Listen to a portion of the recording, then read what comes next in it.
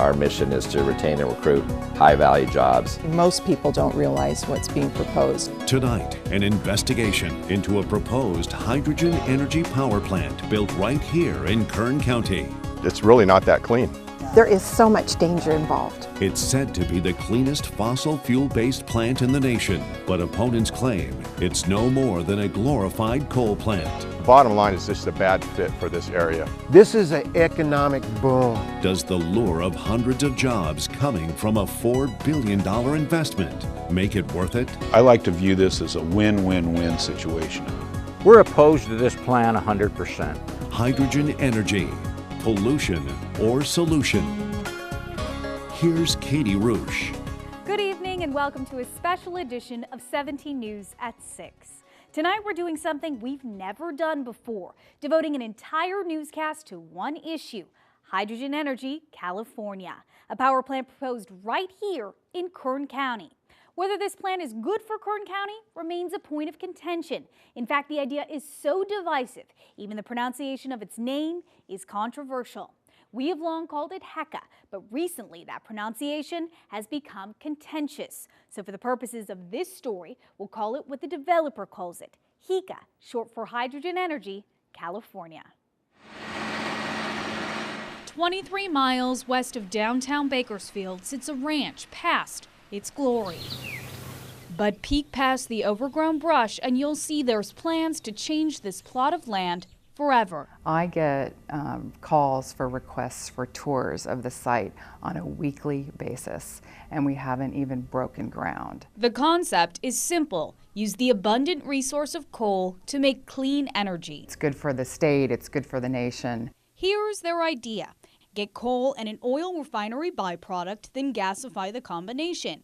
In other words, heat it, creating hydrogen gas. That hydrogen will then be burned to generate electricity, and as a byproduct, make fertilizer. A lot of people don't realize that California imports over 90% of its fertilizer. The revolutionary part is what it will do with its carbon dioxide emissions, capturing the greenhouse gas and sending it via pipeline to the nearby Elk Hills oil field to enhance oil recovery and store the gas. The intention is to show a new way to generate, alternative energy, low carbon power. A concept fully supported by President Obama. If we can develop the technology to capture the carbon pollution released by coal, it can create jobs and provide energy well into the future. Which is exactly why the Department of Energy is backing the SCS Energy project financially, one of only 3 power plants to receive funding nationally. This project has global and national attention and significance. But to opponents, that's the fairy tale version of the story. Okay, it's false advertising to say this is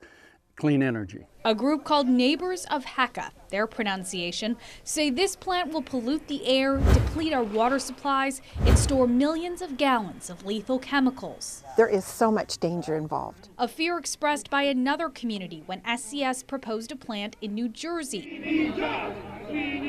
Called Pure Gen 1, it was almost identical to hydrogen energy, except it planned to store CO2 beneath the ocean floor. Pure Gen plant goes on the site right here. But when Governor Chris Christie came out against the proposal, SCS canceled the project and bought HECA, bringing its sales pitch to the small town of Tupman, California. It's a mile and a half. We're exactly a mile and a half downwind. The proposed site has long been farmland, formerly managed by Sam Ackerman. It's going to be a big boom for it. Right now, I don't know if you've been through Buttonwillow or Tupman, it's kind of like I don't want to say dying town, but it's surely on the decline. Its current population, 210.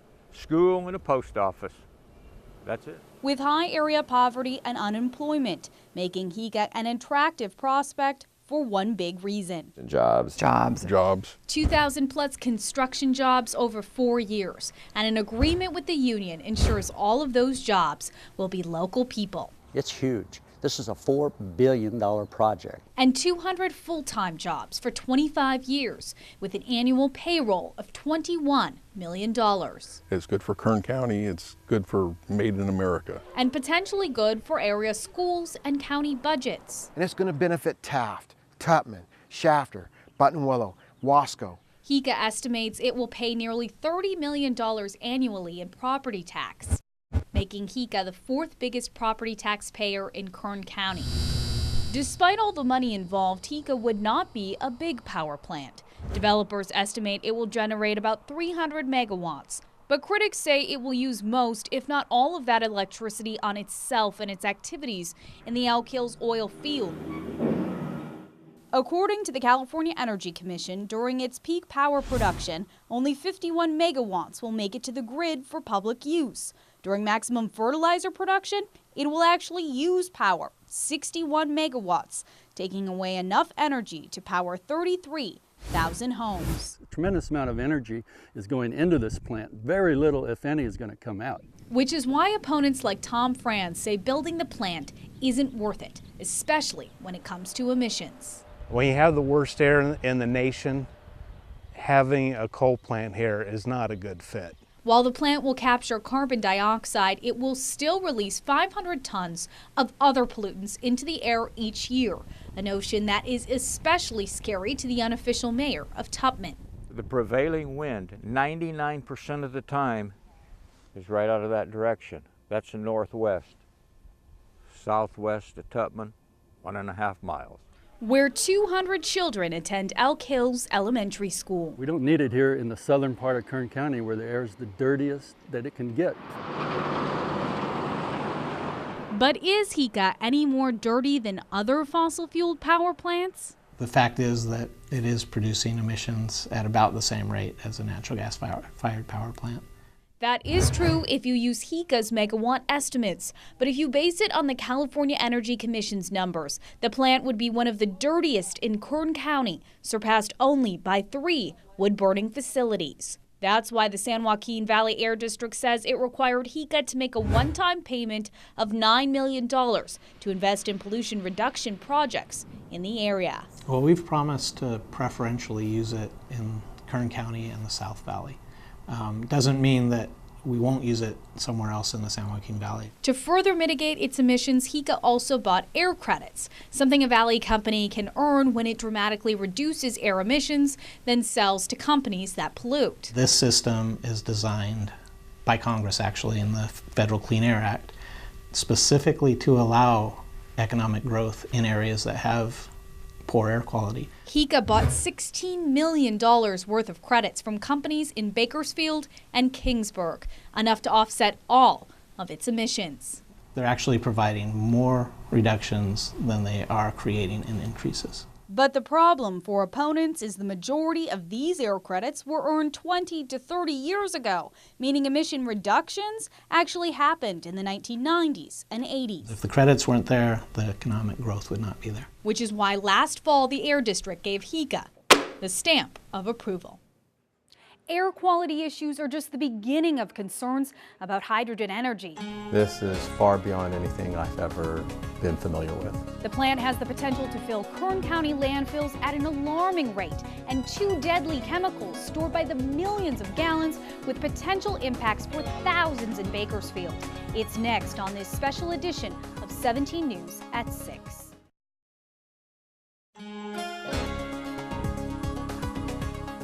With deserts of solar panels and mountains covered in windmills, it's apparent Kern County has a lot of alternative energy. HECA would only enhance that reputation. But to get that notoriety, Kern County is going to have to take on the many byproducts of HECA, potentially explosive, lethal, and massive. Crowded by seagulls. You see what you expect at Kern County landfills. Residential trash. But someday soon it may be filled only with a substance like this. Because if approved, HECA will gasify coal, not completely burn it, so there will be a waste byproduct. It's described to me as a slag, as little chunks. The material is expected to be non-hazardous and safe for landfills, but the quantity may fill our limited dump sites. It's a lot. Up to 940 tons per day. According to the county, that's as much solid waste as all of unincorporated areas in Kern produce in 24 hours. This is far beyond anything I've ever been familiar with. This amount would put Kern County out of compliance with state regulations, which require the county to recycle 50% of its waste. Ultimately, the state can fine the county as much as $10,000 a day. But HECA says that won't happen because this material can be sold and recycled. Although it doesn't have a buyer yet, HECA says it's identified 500 plus potential customers within 300 miles. I know that they're putting in a lot of effort into it. Then there's the storage of 2 ammonia products, explosive and potentially lethal. One is liquid anhydrous ammonia, used to make fertilizer at the plant. Commonly, it's used by farmers on crops, but it's dangerous if inhaled, something Mike Anton Giovanni experienced firsthand 39 years ago. And it just cooked everything over time. And then within about 2 or 3 minutes, I was spitting up blood. Rushed to the hospital, doctors didn't know if Anton Giovanni would survive. The next morning, my wife gave birth to our 3rd son. Today, he still feels the effects. He can't run and he can't smell. It's good for changing babies' diapers because there's no smell, and that's been permanent. Anton Giovanni's accident happened with a 250-gallon tank of anhydrous ammonia. HECA plans to have a pair of 2 million-gallon tanks. I'm so concerned. What is the danger to my family?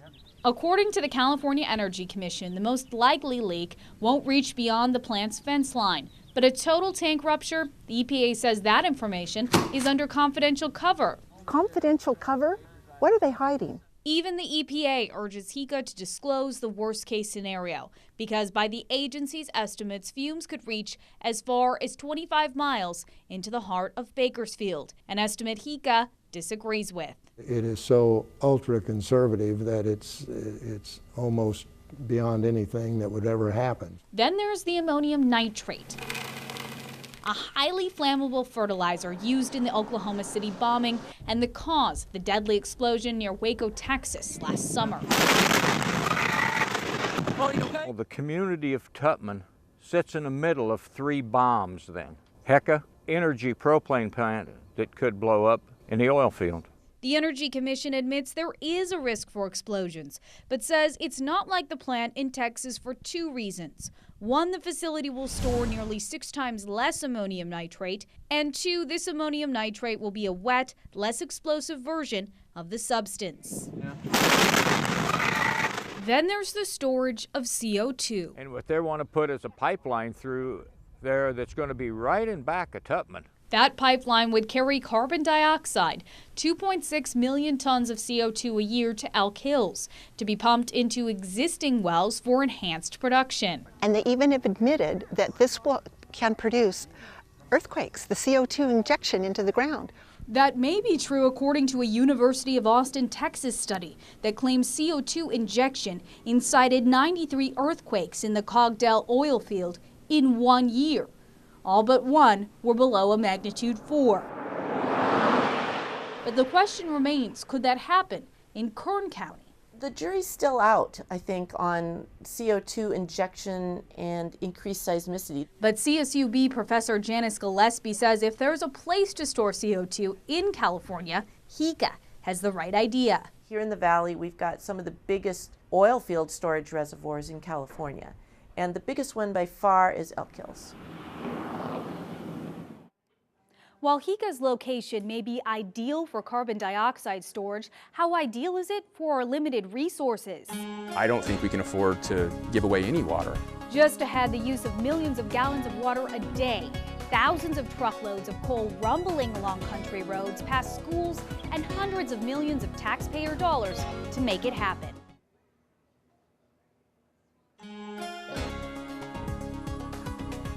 To make electricity, fertilizer, and carbon dioxide, HECA also plans to consume, namely water and coal, a consumption some feel may lead to the overuse of water and a constant stream of trucks through a city past homes and schools.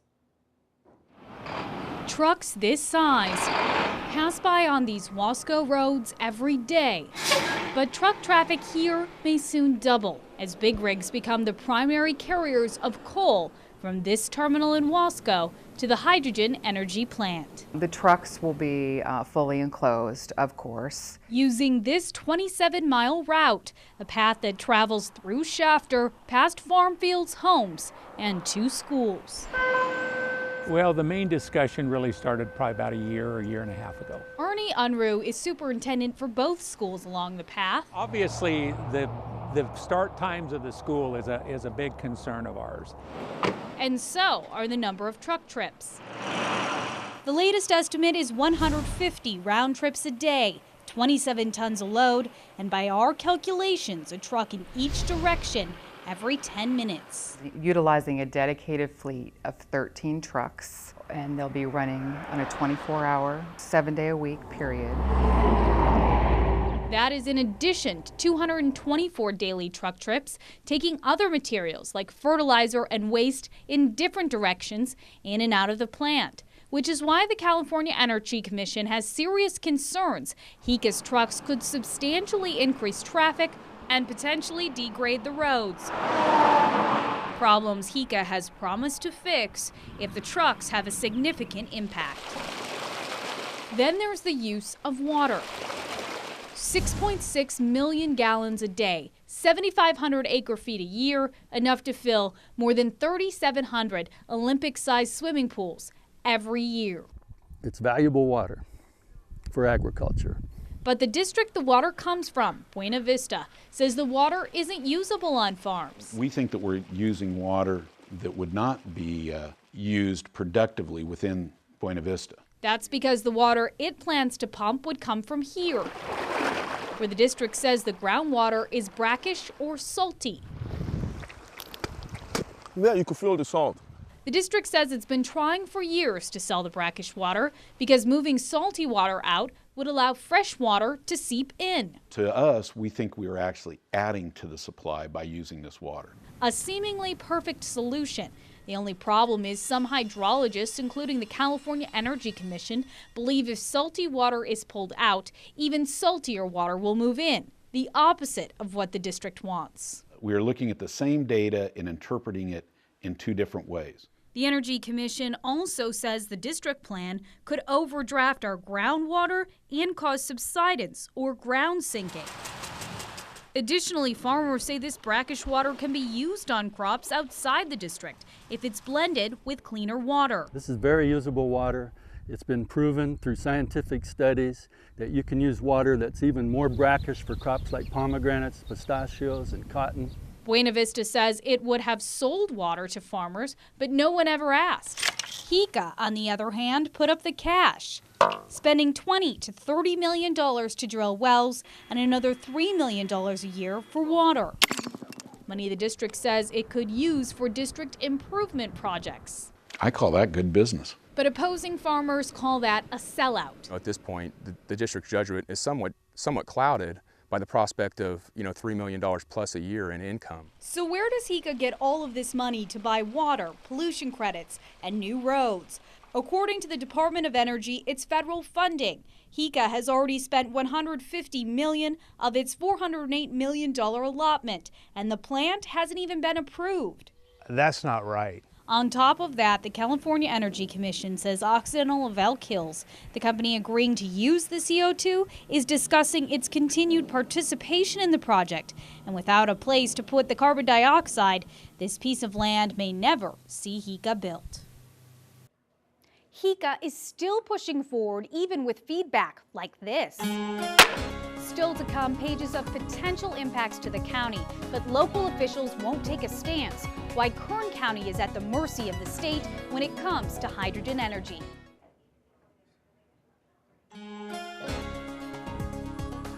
With all of HECA's potential impacts on the county, the Board of Supervisors here has yet to take a stance on the project. Officials say that's because the only agency with decision-making authority is the California Energy Commission.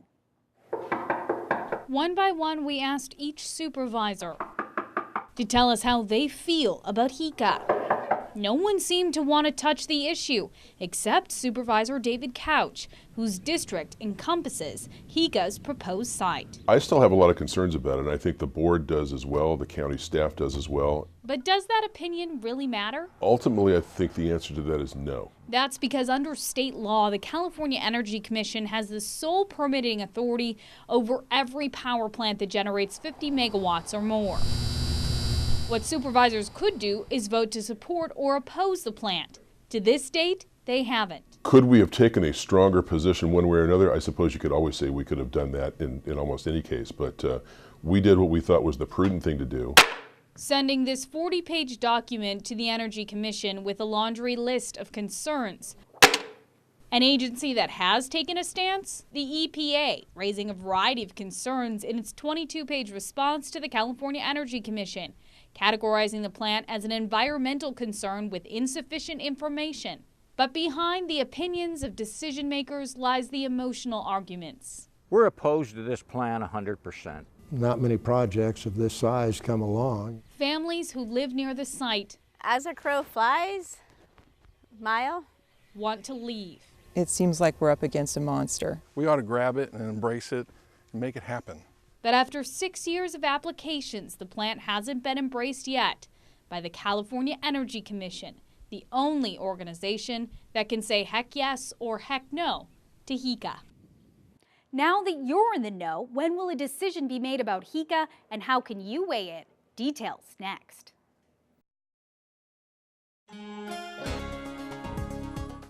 Now the question is, when could this plant be approved? Well, it's up to the California Energy Commission, a decision that's been delayed repeatedly as staff continue to pour over information, which means you can still weigh in. We have a link to where you can comment on our webpage, kerngoldenempire.com. Just click on the tab Hydrogen Energy. Also on the web, extended information about HECA, like where its air credits were earned, stories of families near HECA, and a breakdown of the dirtiest power plants in Kern County. Finally, thank you for joining us tonight. I'm Katie Roosh. Welcome back. New at 5:30, we have an update tonight on an ongoing 17 News investigation. It's about the $4 billion Hydrogen Energy California plant proposed for west of Bakersfield. Now, the federal government pledged $400 million to help build the plant, but documents we've just obtained show federal funding has stopped, at least temporarily, until this project owner can prove the plan is still viable. Yeah, and the money already spent, $153 million taxpayer dollars from a stimulus program aimed at creating jobs with shovel-ready projects. 5 years after the grant was awarded, no shovel has hit the ground and only 27 jobs have been created. That's $5.5 million per job. Now, we've been fighting for months to learn more about what's happening with the proposed plant. We know how much the government spent. We wanted to know how much HECA has spent, and this is what we got. Right here, this tome of documents sent to us by the federal government. Salaries all blacked out. We wanted to know and been asking all along about the dangers that the plant poses as well. Also blacked out. This is the risk assessment we got from the government. It's just the latest chapter in what's turning out to be a long investigation. I get calls for requests for tours on a weekly basis, and we haven't even broken ground. That was April, 8 months after that interview and roughly $153 million taxpayer dollars spent, HECA still hasn't broken ground. It's time to walk away and not waste any more money on this. This is what SCS Energy has planned. A $4 billion plant that burns coal to produce electricity and uses its byproduct, CO2, to boost nearby oil production. It's good for the state, it's good for the nation. After months of slowly creeping through the regulatory process, taxpayer spending on the project has ground to a halt as federal auditors seek evidence the plan is still viable. They've had struggles after struggles where people have fallen out of the project because it just does not pencil out. We placed more than a half dozen calls over the last 4 months trying to get an update from parent company SCS Energy about HECA. Spokeswoman Tiffany Rao eventually emailed us back to say the HECA team is tied up. She said it's just not a convenient time for an on-camera interview, and it hasn't been convenient for months. She said HECA backers have nothing new to report on the project right now, but insists SCS Energy will be moving forward with construction on the project sometime in 2015. One big danger is a big rupture somewhere of CO2. The HECA project faces a slew of serious hurdles, like what to do with the plant's main byproduct, carbon dioxide. It's a greenhouse gas that must be captured and not released into the atmosphere for this to qualify as a clean energy project. The tentative plan was to ship the CO2 to a yet-to-be-built facility operated by Occidental Petroleum. The gas would be used in this nearby field to help tease oil out of the ground. But Occidental dissolved earlier this year, jettisoning its California oil assets into a separate company called California Resources Corporation. Representatives for California Resources Corporation also declined to be interviewed on camera for this story. But spokeswoman Holly Arnold sent us this email saying, quote, "The company is not currently in negotiations with the developer of the Hydrogen Energy California project. Therefore, we have nothing to add to this story." And then there's coal the HECA plant would burn. The city of Wasco approved the expansion of the Savage coal facility in March to increase its annual shipments from 900,000 tons to 1.5 million tons to help facilitate the HECA plant's needs. But Franz and the Sierra Club have sued the city, saying a proper environmental review was never performed. The HECA project is paying Savage $35,000 a month for the option of using that plant and has paid close to $100,000 to help Savage fight the lawsuit. If Savage in Wasco can't get the expansion permit, they can't supply enough coal to the HECA project. None of those misgivings has slowed the spending of federal money awarded to the project under the Stimulus Act of 2009 amid the throes of the recession. 17 News filed a flurry of requests with the Department of Energy seeking detailed records of where your money was spent. After months of waiting and our request being directed to the wrong place several times, we received this ream of reports. But key portions have been blacked out, like this list of risks the plant poses and possible solutions. Also blacked out, the hourly rate and compensation of SCS executives and employees paid in part under the federal grant. Officials say that's a HECA business secret. But what we do know about spending is this. The HECA project was paying $1,800 per month for this information center on Front Street in Buttonwillow, more than $37,000 in total. Today, the building sits empty, and taxpayers have been shelling out $3,100 to rent office space in a legal firm up in San Francisco, and almost $4,000 a month for an office in Concord, Massachusetts, where SCS is headquartered. Spokeswoman Tiffany Rao's consulting company has consistently billed the government around $18,000 a month for the past several years. In all, more than $500,000. Records show more than $10 million taxpayer dollars alone went to purchasing credits to offset the estimated 500 tons of pollutants HECA plans to release in the air every year. And there's the $97,000 that went to consultant Daniel P. Schrag. The Harvard professor also is a member of the President's Council of Advisors on Science and Technology.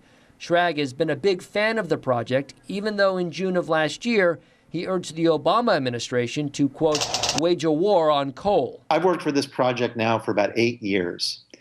And I have, long before I met them, I published extensively on this, and I've been a broad fan of this technology. Fundamentally, nobody could pay me enough money to just lie to people about this sort of technology. That's certainly not enough money to make me just fabricate information. Though the project could still be viable, critics say if the plant is never built, it will amount to one colossal waste. Why would you invest taxpayer money if you didn't have the project being viable? Who's making that decision? Because the taxpayers didn't get to make that decision. And again, there is no word tonight on a deal between HECA and California Resources Corporation to take that CO2 for oil production. That is a sticking point for the entire project to move forward. And we should note the tough climate that oil companies face, with crude trading between $55 and $60 a barrel right now. But there's no deadline either in terms of the federal funds. To see the document that we obtained in researching this project, check out our website. It is kerngoldenempire.com and click on the link for this story.